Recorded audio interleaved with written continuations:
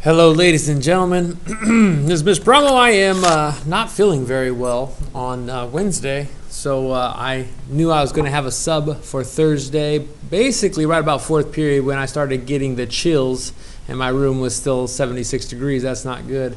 So I'm making notes for you while I'm gone so that you will not be confused or lost on this review worksheet. Okay.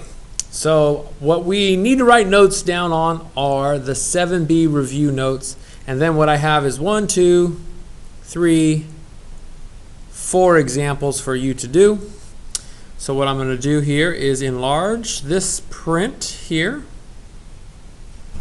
for what I want you to have in your notes. And I just have them labeled 7B review notes. Let's see if I can get that as big as possible. What I would like the substitute teacher to do right now is press the enter button on the document camera, which will pause the video, and then when all students are done writing it down, you'll press the enter button again to resume play. Press enter now. Coming back to you. What we just wrote down is that there are a few things that were on the review worksheet that were not in the packet. So I talked to Mr. Vang a lot about this. I said, why are there things here and there's not in the worksheet? It made me a little upset. So we are going to fix that for next year's Honors Math 2 kids.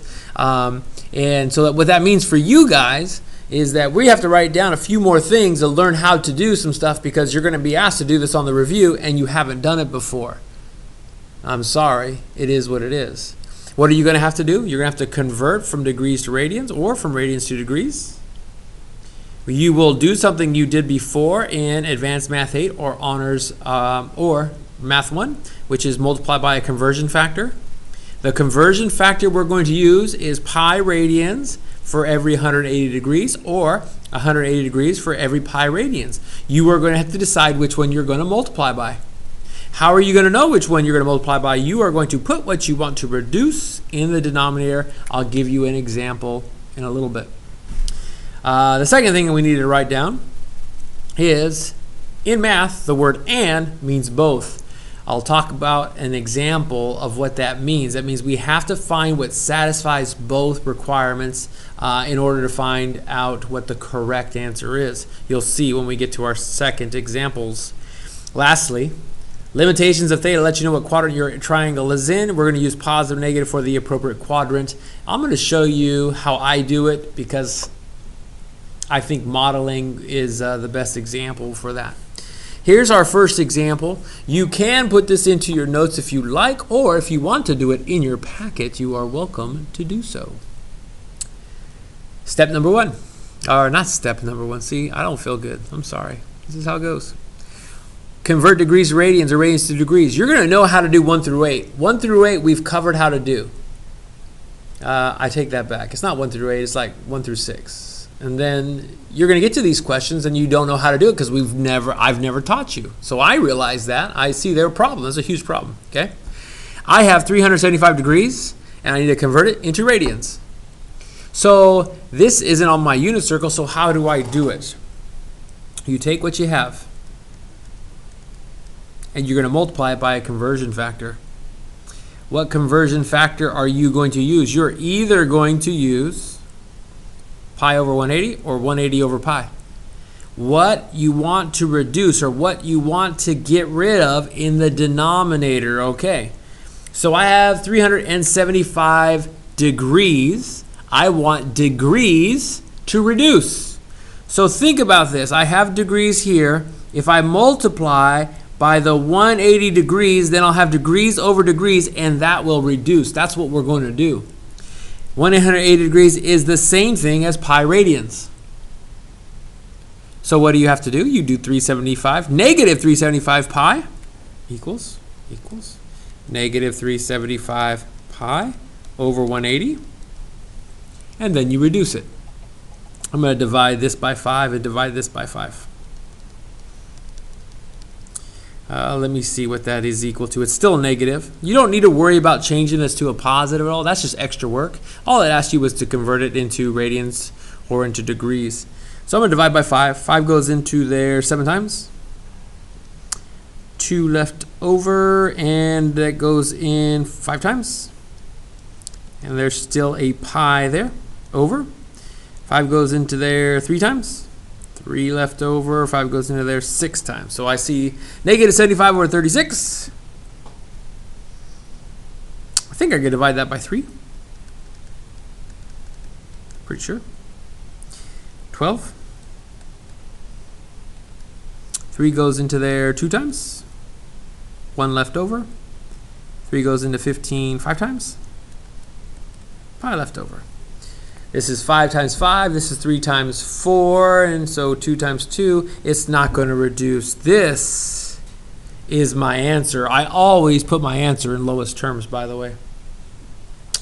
And since you're not going to be allowed to use a calculator, what I just did there by hand, get used to it. You're going to have to do some basic division. And so if you don't think of dividing by 15 and divide by 5, then divide by 3. Just keep seeing if you can reduce it. Doesn't matter if it takes you 2 tries or 3 tries. Just keep going. I didn't see that 15 went in there evenly and 15 went in there evenly, but it does, just in case you didn't know. If you have radians, 7 pi over 3 radians, and you want to get rid of radians, then when you multiply by the conversion factor, you're going to have the radians in the denominator and the degrees in the numerator. We multiply by the thing we want to reduce. Pi goes into pi 1 time. We don't have any more radians in that particular case. We have degrees left over. So what I have now is I have 7 times 180 divided by 3. That's a pretty big number. And let's say I don't have a calculator. Sometimes I just do this. 3 goes into 180 60 times. Then all I have to do is 6 times 7, which is 4d2 with a 0 behind it, and it's 420 degrees. Do you have to convert it or find a coterminal angle? No, just leave it like that. Once you get rid of radians and you're in degrees, and this is as simplified as it goes, then leave that as your answer. So that's our first thing. We're multiplying by a conversion factor, and you decide what goes on bottom based off of what you're starting with. What you want to reduce goes in the denominator. The next example that I have picked for you is number 34. It says, which quadrant or quadrants could contain the terminal side of theta in standard position? In math, the word and means both. Here's the word and. It needs to work for both of these answers. We need a sine of theta that is greater than 0. We need where the sign is positive. I hope you know where the sign is positive. I hope you're thinking quadrants 1 and 2, because the sign is going to represent your y values. The y values are positive in quadrants 1 or 2. And then over here, the cosine is less than 0 or negative. The cosine is negative in quadrants 2 and quadrants 3. But that word and is here, and so we need to figure out what could contain the terminal side of theta in standard position that would work for both. What would work for a positive sine and a negative cosine? There's only one spot.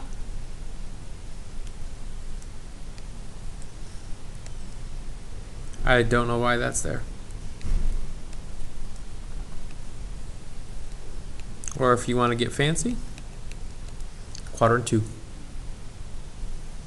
It's the only place where the cosine, your x is negative and your y is positive.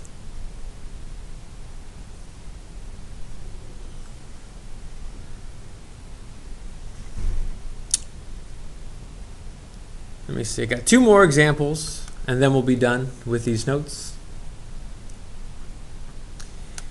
I wrote this similar to but slightly different because there was only one example like 35. This is not number 35. Number 35 has a different trig function and has a different value here.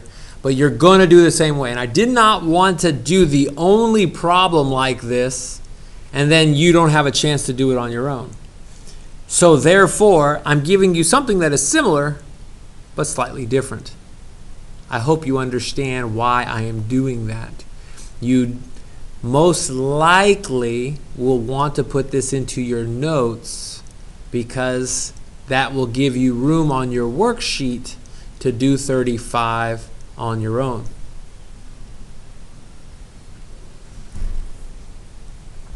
This says find the value of all 6 trig functions. So what we're looking for is this. We're looking for the sine of theta. We're looking for the cosine of theta. We're looking for the tangent of theta. We're looking for its cousin, cosecant of theta. We're looking for this cousin, the secant of theta. And we're looking for the cousin of this one, cotangent of theta. And the good news is they've already given us one of these. We already know this one, 4/5.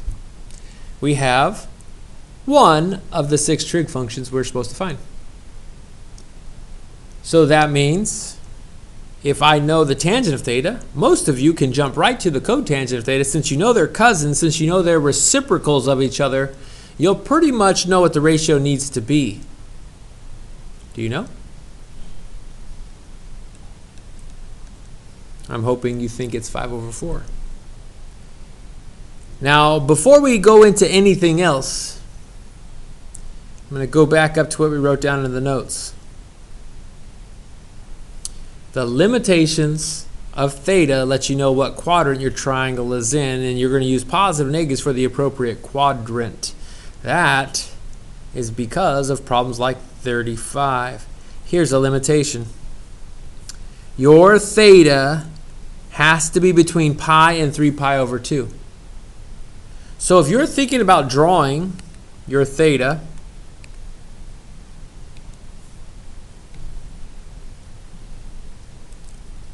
I'm hoping you know where pi is. Pi radians and 3π/2 radians.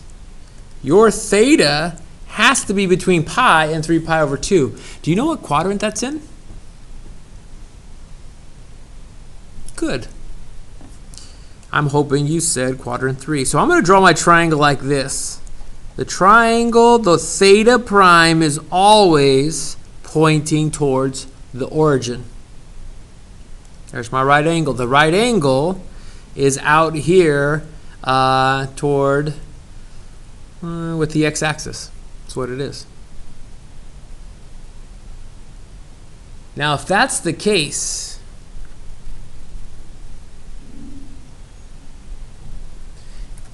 I know SOHCAHTOA. We learned that in Unit 7.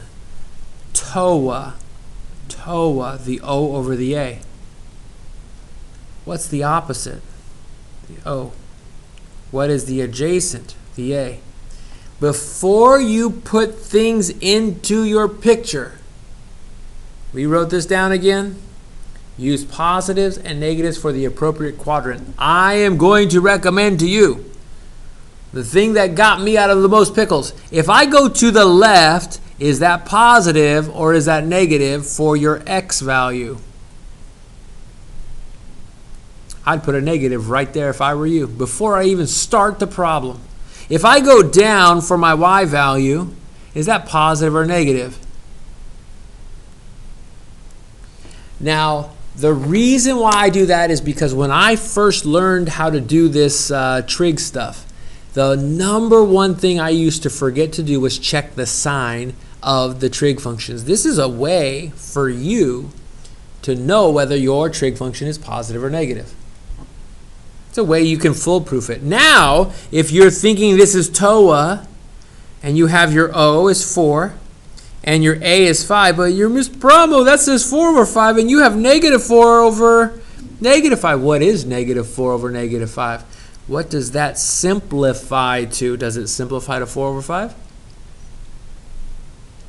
And because of that, that is why they have disguised that you're in quadrant 3, and so certain things are going to be negative and certain things are going to be positive. So we have these two values. The only thing we really need to find is the hypotenuse. And you know two sides of a right triangle. You need to find the third side. I hope you did not forget that we also learned the Pythagorean theorem in the last unit as well. A squared plus b squared equals the hypotenuse squared. And the radius of this thing is always going to be a positive value. 16 plus 25 is equal to c squared, and that's 41. It's equal to c squared. And then you square root it, and I know this is going to be root 41.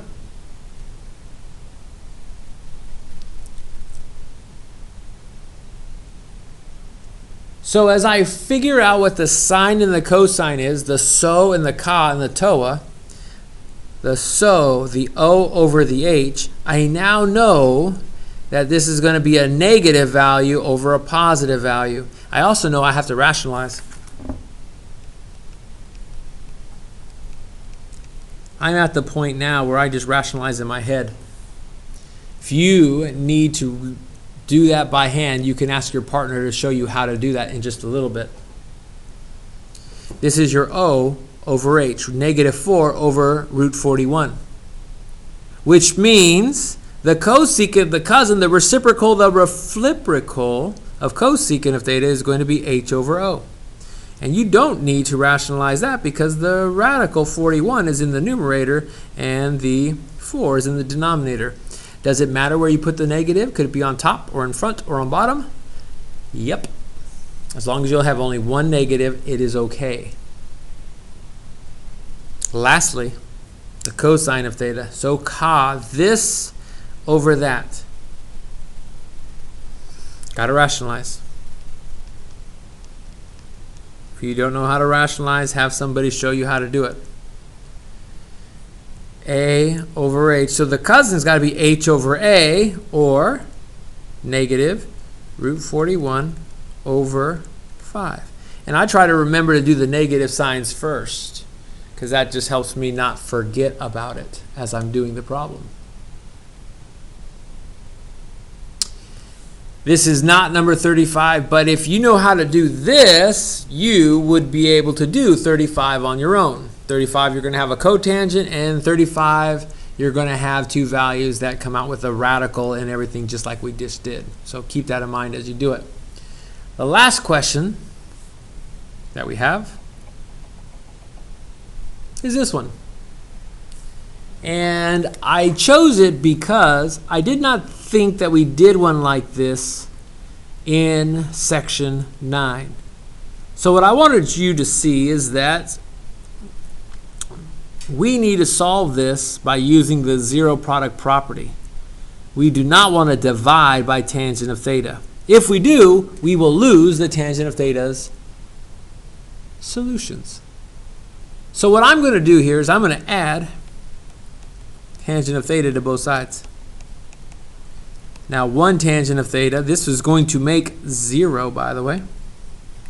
And I can't add that because the tangent of theta, that's 2 sine of theta, tangent of theta. 2 sine theta times tangent theta plus a tangent of theta.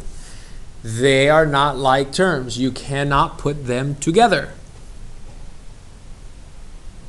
So what are we supposed to do? I want you to figure out how this is going to multiply to equal 0. I would factor out a tangent of theta if I were you.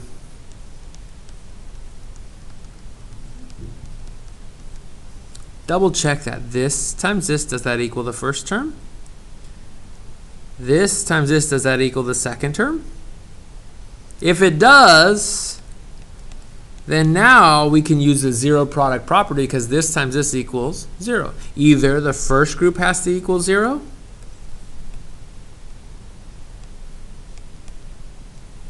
or the second group has to equal 0. And we want to find our answers in degrees. So here we go. Where is the tangent of theta equal to 0? Let me think about that. I need a sine divided by cosine that's equal to 0. A sine divided by cosine. I think it's at this angle, but I need it in degrees. 0 degrees. I wonder about over here. A sine divided by cosine. 0 divided by -1 is 0. So that's my second solution. A lot of times there are 2 solutions for every branch. Not always, but usually. Now what I'll do is I'll subtract 1. Since that multiplies equals 0, this might equal 0. I'm going to subtract 1 to both sides. Divide by 2. Sine of theta is equal to -1/2. And what we're looking for is, where is the sine equal to a negative value? I hope you know it's in quadrants 2 and 3. The next thing I do is I look for the reference angle. And the reference angle that has a sine of 1 square root 1 over 2 fingers is this reference angle. Let me draw it out for you, 30 degrees. And I use that 30 degrees with the 180 to find and the 360 to find the quadrant 4 possibilities. There are 2 possibilities. First possibility, 180 plus 30. And 360 minus 30. I'm seeing 4 answers. 0, 180 degrees, 210 degrees, and 330 degrees are my 4 solutions. And that should get you through the review. What I want to have happen now is I'm going to give you some time to do the review worksheet. So that way you can get some practice to how to convert and things like that. And then in about 15 minutes, substitute teacher is going to have you clear off your desk and you're going to take quick quiz number 3. And then you'll turn that in, and then you'll have the rest of the period to work on your review. Do not forget that your test is on Tuesday, and I hope you're going to spend the time that you need this weekend. It's a 3-day weekend, and I hope you come to class prepared on Tuesday to do your best on this without a calculator. Thank you very much. Have a great day.